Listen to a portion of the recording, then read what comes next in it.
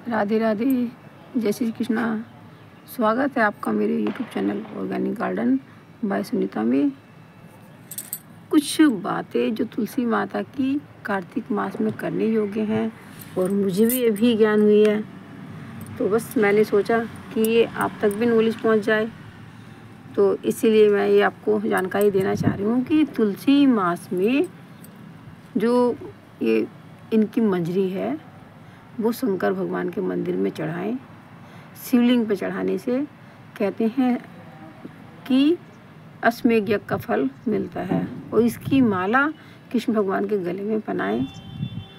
सबसे बड़ी बात यह है कि कार्तिक मास में जो तुलसी जी को बताते हैं, सुबह सुबह जो अर्घ देने का मतलब ये है कि आपको शीतल जल से जो स्नान कराते हैं कार्तिक में सुबह अंधेरे में, तो उसको जो कई हजार गुना दान करने इस पे फल नहीं मिलता, वो फल उनको प्राप्त हो जाता है जो इनकी ऐसी सेवा करते हैं। और बृहस्पति के दिन कच्चा दूध और जल मिला के देने से घर में अगर दरिद्रता का वास है, पैसा नहीं आ रहा है, तो लक्ष्मी माँ आती प्रसन्न होती है। अगर दूध और जल डेली ना चढ़ा सकें तो दूध का उपाय आप ये बृहस्पति को इनमें चढ़ा सकते हैं। तुलसी जी का दीपक कभी भी तुलसी जी की ऊंचाई से ऊपर नहीं जलाना चाहिए, हमेशा इनके तले में ही दीपक जलाना चाहिए। कई लोग साइड में या ऊपर कहीं रख देते हैं, तो कहते हैं कि नहीं, माता का दीपक इनके गमले के तले में ही लगाना चाहिए।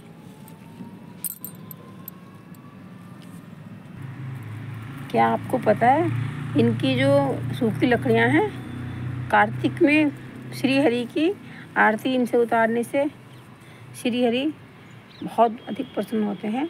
तो कार्तिक में इनकी लकड़ी पर रुई लपेट के उसकी बत्ती से आरती करनी चाहिए। कार्तिक में तुलसा महारानी के सिंचन से सग की प्राप्ति होती है और जो कोई सुबह सुबह उठ के इनके दर्शन करता है तो समझ लीजिए उन्होंने द्वारकाधीश जी के दर्शन कर लिए। इतना अधिक महत्व हमारे ग्रंथों में कार्तिक में महारानी जी का बताया गया है कि तुलसी जी के दर्शन से ही साक्षात भगवान के दर्शन हो जाते हैं। और जो तुलसी जी का भोग है, ये पत्ता है, इसमें हमें कभी पीसों में नहीं करना चाहिए, इससे बहुत अधिक पाप लगता है। भोग में भी हमें पूरा ही पत्ता, एक पत्ता पूरा ही लगाना चाहिए। ऐसे तोड़ के पत्ता कभी भी नहीं लगाना चाहिए। और मंजरी की सेवा तो मैं जैसे कि हमेशा बताती हूँ, इनकी करती रहनी चाहिए। और मंजरी तोड़ते समय ऐसे ले, नखून ना लगाएं, नखून से मंजरी इनकी कभी ना तोड़ें।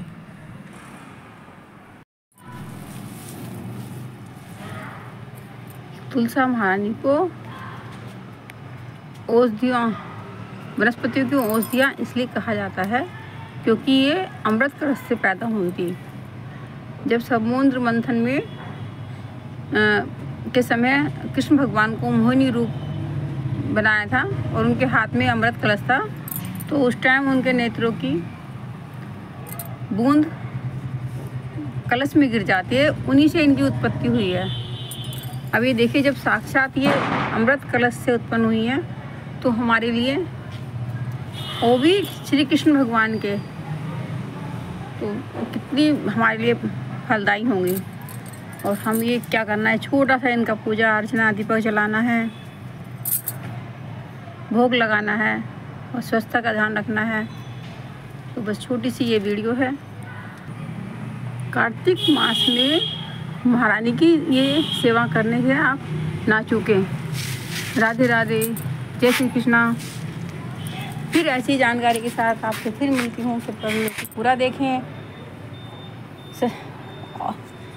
शेयर करना बिल्कुल ना भूलें। राधे राधे।